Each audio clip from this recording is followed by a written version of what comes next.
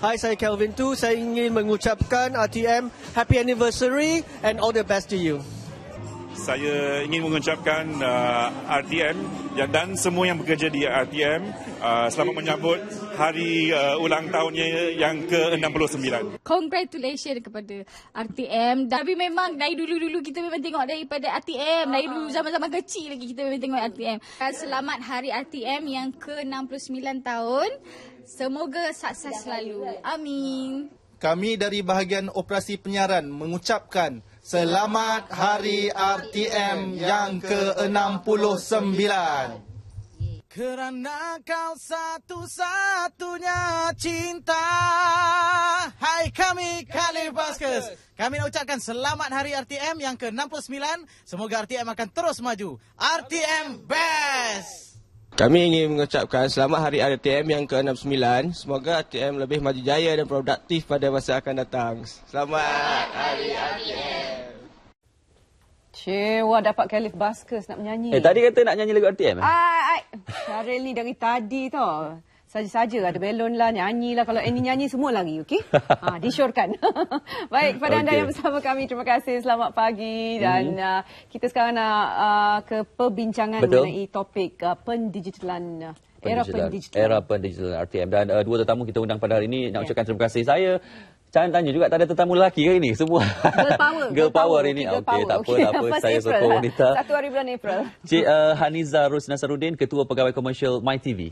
Terima kasih Cik Haniza, dan juga Puan Azlina Muhammad Yusof, merupakan pengarah Jabatan Peralihan Digital Suruhanjaya Komunikasi dan Multimedia Malaysia MCMC. Terima kasih Puan sudi bersama kami. Okey, jom kita nak mula dengan apa ini? Sebab bercakap pasal pendigitalan ni, kalau kita sebutlah, ramai yang tanya bila RTM nak digital ni daripada dulu lagi kan. Soalan tu susah saya nak jawab ramai juga. Yang tanya macam tu, ada juga yang katakan kalau pendigitalan dah masuk tu apa perbezaan dia, sebab nampak macam biasa je. Jadi mungkin tetamu kita bolehlah bagi kita penjelasan dengan lebih lanjut. MyTV ke MCMC dulu? Bagaimana proses pendigitalan ni? First, mula-mula sekali, happy birthday. Selamat hari RTM. It's high time sebab dah 69 tahun kan. Pendigitalan ni memberikan kita macam satu kenaikan taraf dari segi lifestyle kita. Dan TV adalah salah satu penting dari hidup kita. Jadi kualiti gambar, kualiti suara juga dipertingkatkan. Dan saya rasa ni bertepatan lah menuju ke wawasan 2020 ni, kita nak jadi sebuah negara yang develop kan, yang maju, Malaysia. Jadi kita memerlukan rakyat dan juga infrastruktur, walaupun bidang penyiaran sekalipun meningkat, naik lagi. Peranan MCMC dalam pendigitalan ni? MCMC sebagai badan statutory body, kita merupakan industry developer dan juga regulator. Jadi MCMC sebenarnya menggalakkan promotion, promote competition dan juga penyediaan perkhidmatan baru. Itu di bawah MCMC? Itu adalah salah satu daripada bidang tugas kita. Dan oleh itu MCMC merupakan terajuk utama untuk membolehkan agenda transformasi ke penyiaran digital dilaksanakan. Kita harap kita dapat selesai melaksanakan transformasi ke digital ni by 2018-2017. Jadi peranan kami adalah semata-mata untuk menyediakan framework ataupun rangka kerja dan polisi untuk membolehkan industri penyiaran berhijrah ke era digital. Baik, kalau masuk ke ataupun berhijrah ke era digital ni, maksudnya seperti yang dikatakan oleh Puan Ros, di infrastruktur dia terpaksa harus ada. Jadi maksudnya, adakah infrastruktur dia memang dah ada ke ataupun masih dalam peralihan? Proses persiapannya. Okey. Infrastruktur untuk penyiaran digital TV ni terbahagi kepada dua. Satu adalah infrastruktur di studio-studio penyiar seperti RTM. Bermakna kameras, peralatan studio harus digitalkan, beralih ke ditukar ke sistem digital. Pada masa ni kebanyakan penyiar termasuk RTM telah selesai sebenarnya menukar segala peralatan ke digital. Yang tinggal hanya sistem pemancaran di seluruh negara, iaitu pemancar-pemancar TV di kebanyakan tapak pemancar Telekom Malaysia dan juga RTM perlu diubahkan ataupun ditukar kepada sistem digital. Maksudnya kalau semua infrastruktur itu sudah digital tetapi pemancarnya belum, tidak ada kesan? Ya, tidak ada kesan. So 50% daripada infrastruktur tu masih dalam format analog. Okey. Ya. Dan bagi MyTV dalam projek yang sangat saya kira mega ini, MyTV skop bagaimana yang akan dilaksanakan? Skop tanggungjawab tanggungjawabnya terasa amat besar. Amat besar, okey. Sebab ini adalah national agenda, kan, melibatkan keseluruhan rakyat Malaysia. So dalam masa berapa tahun kita dekat Malaysia ni, inilah projek yang setiap isi rumah akan menikmati dan terlibat samalah dari segi tu. Sebab apa yang kita mahu ketengahkan juga, rancangan TV ataupun siaran TV akan lebih daripada apa yang ada sekarang. Sebab kerana kelebihan infrastruktur tu, kita pun ada efisiensi dari segi penyiaran. Jadi itu yang menyebabkan kalau tak perlu bayar tapi banyak pilihan, banyak choice dan bertepatan ataupun bersesuaian dengan kehendak masing-masing yang pelbagai ni kan. Kita 30 juta rakyat Malaysia ni. Jadi inilah salah satu usaha kerajaan yang sebenarnya juga adalah usaha globalisasi. It's a movement of globalization. Jadi kira maksudnya MyTV memfokuskan mengenai kandungan lah, kandungan saluran itu. Kami adalah penyedia infrastruktur sahaja, okay. Tidak terlibat untuk menghasilkan kandungan ataupun program TV itu taklah. Jadi kami tidak bersaing dengan siapa-siapa lah dari segi itu kan. TM pun tidak perlu takut, Media Prima ke tidak perlu takut, Hijrah pun tidak perlu takut, you know. Dan kami mengalu-alukan kedatangan pemain-pemain baru juga yang akan meningkatkan lagi jumlah siaran TV di Malaysia. Bagus. Baik, kalau kita katakan projek apa-apa projek ataupun sesuatu projek itu memang ada cabarannya tersendiri. Projek ni pula mungkin Puan Azlina boleh beritahu kita macam mana cabaran atau apakah cabaran yang sentiasa ada atau yang telah diduga, yang boleh yang telah dicapai ataupun telah dilaksanakan? Sememangnya projek untuk mendigitaliskan ke semua penyiar-penyiar TV mempunyai cabaran yang amat besar. So, I think tadi saudara pengacara mengatakan bila RTM nak pergi digital ni. Sudah begitu lama kita mendengar cerita pasal RTM nak pergi digital. Tapi tahu bila lagi rasanya. Jawapannya adalah pelbagai masalah ataupun cabaran yang perlu kita selesaikan. Kerana projek ini akan memakan belanja yang besar. Dari segi penyediaan infrastruktur pemancaran TV, ia akan memakan belanja sehingga berbilion ringgit lah. Okey. Jadi bagi pihak penyiar itu adalah satu kos yang amat tinggi. Oleh kerana itu, kerajaan sebagai MCMC sebagai salah satu agensi kerajaan perlu menyediakan polisi ataupun rangka kerja yang memudahkan penyiar-penyiar untuk berhijrah ke era digital. Dan salah satu kaedah yang telah dipersetujui oleh kerajaan adalah untuk projek ini dilaksanakan oleh pihak swasta. Sebab tu pihak MyTV melalui proses tender yang telah kami laksanakan selama lebih kurang 2 tahun telah dipilih sebagai syarikat penyedia infrastruktur TV digital. Jadi dari segi konten juga, daripada kandungan untuk disediakan untuk platform TV digital ni pun adalah satu perkara yang bukan mudah bagi pihak penyiar. Kos adalah tinggi. Not only that, kita perlukan creative producers yang boleh menyediakan rancangan-rancangan yang menarik minat penonton kelak. Kita harapkan rakyat Malaysia faham situasi ini sebab perkara ini bukannya hari ini cakap esok boleh siap. Dia perlu melalui satu proses yang mendalam. Cumanya yang rakyat nak tahu setelah ditukarkan ke era pendigitalan ini, dijangkakanlah berapa saluran yang akan diwujudkan dan juga bagaimana dari segi pecahan-pecahannya. Adakah itu telah pun dibincangkan? Puan Azlina dah tengok. Kami akan menyediakan fasa secara berperingkat-peringkat, kan. Yang pertama sekali kapasiti ataupun berapa banyak channel yang boleh ke udara tu mengikut kombinasi HD dengan standard definition, sebab digital ni ada dua, yang high definition dan also dan juga standard definition. Jadi kalau kita mengikut kalau katalah HD itu 30%, so dalam lebih kurang 30 channel untuk fasa pertama yang akan kami siapkan dahulu. 30 channel. Sebagai permulaan fasa pertama. Tapi dijangka kalau selesai fasa itu kita boleh ke berapa channel? Dia ada 3 peringkat. So kalau berdasarkan kombinasi yang sama, 30, lepas tu 60 dan akhirnya 80. Waduh, 80 channel secara percuma. InsyaAllah. Sama ada percuma atau tidak, terpulang kepada penyiar cara mereka untuk menarik minat penonton tu lah. Wow, 80 siaran. Sekarang ni yang percuma berapa siaran? Sebenarnya 7 kan? 7 siaran. Yang ada 7. 80. Sebab saya tertarik, saya tak pasti nak tanya MyTV jugalah, sebab dah jadi viral di laman maya. Katanya MyTV akan jual decoder, lepas tu siaran percuma akan diberikan. Itu saya tak pasti sahih atau tidak. Mungkin ada penjelasan? Sebenarnya memang kalau untuk beralih tu setiap TV tu memerlukan kotak decoder tu ataupun set-top box tu. Kami telah mengumumkan pihak MyTV Broadcasting Sdn Bhd akan menyediakan inisiatif industri sebanyak 2 juta unit STB. Dan masih lagi dalam rangka kerja untuk memilih siapakah yang benar-benar layak untuk menerima inisiatif ini.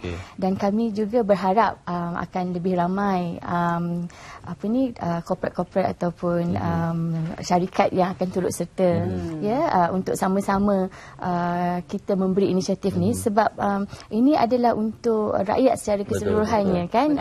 Jadi excitement ni perlu dikongsi bersamalah. Maksudnya 2 juta tu secara percuma, tetapi daripada MyTV daripada MyTV lah, tapi yang lain tu kena beli decoder dan dapat siaran percuma. Yang lain tu jika tidak layak, kan, untuk menerima inisiatif tu, kami akan jual decoder. Ya, betul. Tak apalah kan, beli decoder dapat 80 siaran. Sekali je, bulan-bulan tak payah bayar. Itu dia. Wow.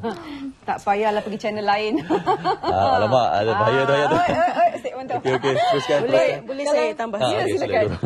Selain daripada decoder, untuk rakyat yang mampu boleh juga membeli set integrated digital TV. Apa pula tu?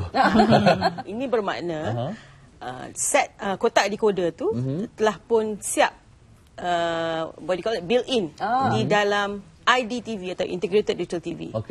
So untuk rakyat yang tidak mahu banyak kotak decoder di dalam rumah. Saya setuju. Banyak sangat sekarang kotak ada decoder. IPTV, kita ada Unify, kita ada Astro.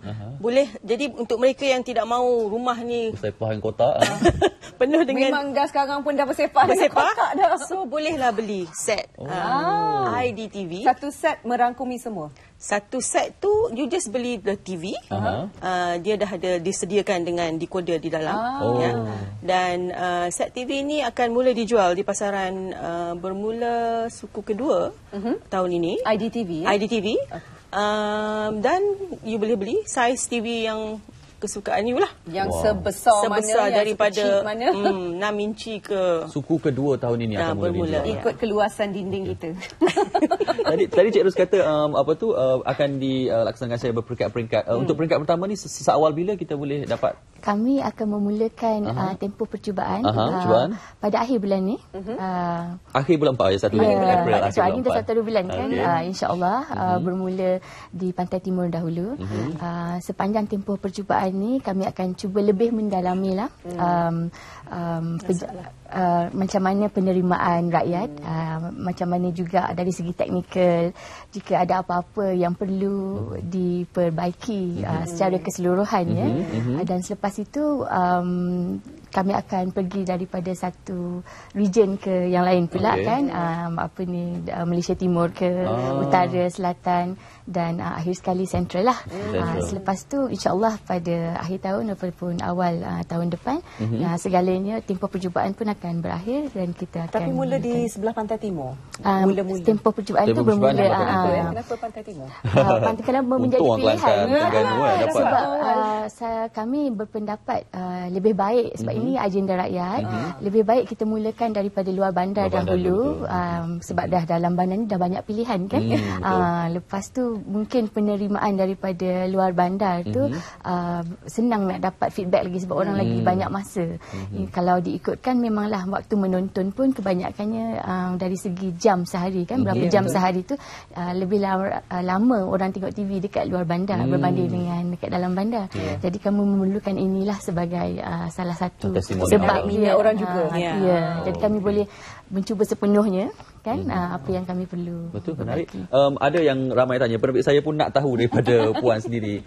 Setelah bertukar daripada analog kepada era pendigitalan ni, apa antara perubahan ketara yang penonton sendiri dapat rasa, wow, kita dah ada dalam digital. Sebab kita tak nak, bila dah berubah penonton pun tak rasa. Tengok je apa antara beza ketara ni. Kalau pada hari ini kita boleh katakan kita melihat TV secara pasif. Pasif ni bermakna one way. Dalam era digital kita boleh menonton TV secara interaktif. So di mana kalau kata you suka pada kod yang dipakai oleh pengacara pada hari ini, so di era digital kita boleh pergi kepada by a click of the button tu, kita pergi kepada kod tu dan kita pergi kepada platform broadband di mana kita boleh dapat lebih informasi mengenai kod tu, for example. Kalau pakai baju tekan je boleh tahu dekat mana. Ingatkan tekan dapatkan baju Syarif sebelum Syarif buka kod. So itu adalah salah satu elemen. Jadi kita boleh tahu di mana kod tu dijual, harga berapa. Itu salah satu aplikasi dan juga kandungan yang kita bakal sediakan lah, yang boleh disediakan oleh pihak penyiar sebenarnya. Ini bahaya juga Syarif. Sebab kod beli dekat pasar malam kami. Jalan tak, alamak. Sampai ke tahap itu. Dan dari segi selain daripada itu, kalau pada hari ini platform satelit boleh rekod boleh kita boleh tengok TV secara mobile platform TV terrestrial digital juga boleh melakukan sedemikian. Dan kelebihannya adalah apabila hujan. Dengar. Apabila hujan kita masih boleh melihat TV. Selagi ada elektrisiti. Jadi teknologinya adalah mudah sebab kita menggunakan terrestrial infrastructure, bermakna pemancar TV itu berada di gunung-gunung dan bukit-bukit di seluruh negara. So berlainan dengan teknologi satelit, satelit dia berada atas pada awan. Dan apabila ada gangguan di tengahnya, kita susah untuk menerima isyarat TV Tapi terrestrial ni tak ada masalah sebab pemancar ni berada di gunung-gunung, bukit-bukit. In fact, some of the pemancar tu akan ada di dataran di ground station. Untuk kita memastikan liputan siaran tu adalah boleh menjangkau sehingga 98% kawasan berpenduduk. Kekangan sekarang hanya elektrisiti sajalah. Maksudnya kalau dari mesti segi ada elektrisiti. Kalau ada gangguan elektrik saja yang ada masalah. Kalau ada gangguan-gangguan lain, insya-Allah dia ada masalah. Tapi kalau you ada generator yang tunggu sedia tu, you masih boleh you connect your itu kepada standby generator, you masih boleh melihat TV. Masih boleh Tapi jaringan secara keseluruhannya macam Puan cakap tadi bermula di Kelantan. Kalau di Sabah dan Sarawak, peluasan kawasannya besar, tetapi dari segi infrastrukturnya untuk pendigitalan ni mampu merangkumi semua kawasan. Di mana ada penduduk, insya-Allah. Jadi kami mensasarkan 98% sekurang-kurangnya. Kalau kawasan tu terlalu pedalaman, ada satu rumah je kan. Itu susah sikitlah. Mungkin ada banyak cabaran je lah. Tapi yang memang ada komuniti, insya-Allah. Ini jaminan daripada MyTV MCMC. Ini macam tagline, di mana jua anda berada. Tagline. InsyaAllah. Baik. Kalau kita katakan era pendigitalan ni memang dinantikan oleh semua orang, memang satu perkara yang menggembirakan untuk RTM, ya, satu isu yang menggembirakan ataupun situasi yang menggembirakan. Dalam jangka masa 5 tahun katakanlah, apa mungkin Puan Azlina boleh berkongsikan pendapat, apakah muka ataupun bentuk TV untuk RTM dalam jangka masa 5 tahun ni? Dalam jangka masa 5 tahun, ya. Okey, saya berpendapat bahawa RTM perlu membuat kajian dan juga perancangan terperinci dari segi kandungan yang boleh menarik penonton dan juga mengekalkan kesetiaan penonton untuk menonton RTM. Kalau kita lihat di negara-negara maju seperti di United Kingdom, BBC ni memang satu saluran yang sangat popular. Betul. Ya. Jadi BBC melaksanakan inisiatif seperti BBCI. BBCI ni is BBC interaktif. Ya. Jadi RTM sebagai satu stesen yang unggul, ya, yang mewar-warkan polisi ataupun agenda kerajaan, harus membuat kajian dan juga perancangan supaya apa yang dilihat oleh penonton itu adalah satu yang berbeza dan dengan ciri-ciri interaktif, ya, ciri-ciri yang boleh dibekalkan dalam platform TV digital. Saya percaya RTM dapat merubah wajah dan menjadi satu stesen yang menarik penonton, ya. Betul. Jadi kita patut, orang kata apa, take advantage and go with the times and change what RTM is doing at the moment, and we can do it better. Kalau ini berjaya direalisasikan seperti yang dinyatakan, banyak faedahnya. Rakyat pun dapat harga yang murah, pegiat industri pun dapat satu platform yang besar untuk mereka lebih berkarya, dan juga yalah, kalau di RTM sekarang TV1 bercampur dan berita semua, nanti mungkin TV1 untuk berita, TV2 untuk ni, TV3 untuk ni. Jadi kita ada pecah, so tak payah nak beli. Kalau nak sukan pun memang dah ada sekaligus semua, kan. Okey, Puan Ros, mungkin dalam masa yang berbaki ini, kepada rakyat Malaysia, terutama yang kawasan di luar bandar, yang belum tahu lagi mengenai pendigitalan ini, apa yang mereka akan rasai setelah kita berubah ke era pendigitalan ini? Mungkin boleh kongsikan. Terutamanya mereka di Pantai Timur. Kami mensasarkan, kalau boleh, sebab ini adalah kegiatan industri secara keseluruhan. It's a concerted effort, kata orang, kan.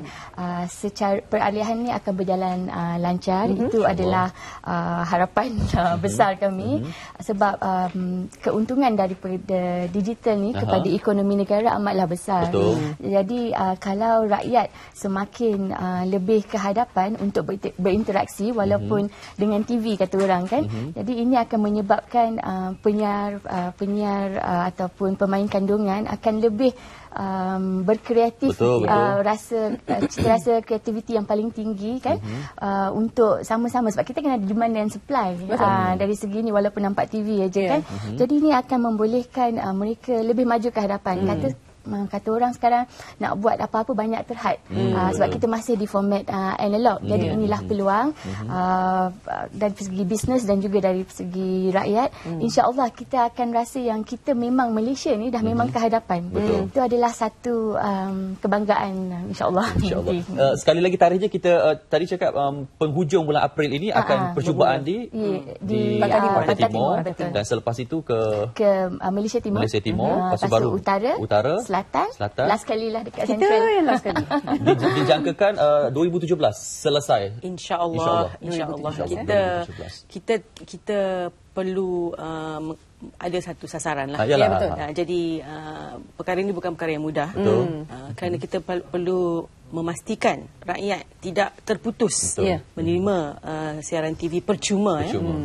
Jadi kita akan laksanakan perkara ini dengan berhati-hati dan terperinci, ya.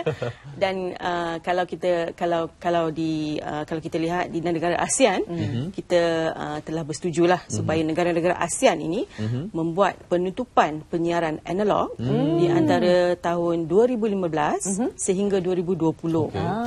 Jadi ini telah dipersetujui secara dasar lah di dengan ASEAN member countries lah. Baik, insya-Allah. Kami doakan, bukan kita memang memang mengharapkan sebab kita pun dalam komuniti RTM mengharapkan segala-galanya berjaya. Terima kasih banyak. Terima kasih. Terima kasih banyak. Sekali lagi Cik Haniza Ros Nasaruddin, Ketua Pegawai Komersial MyTV dan juga Puan Azlina Muhammad Yusof, Pengarah Jabatan Peralihan Digital Suruhanjaya Komunikasi dan Multimedia Malaysia MCMC. Dalam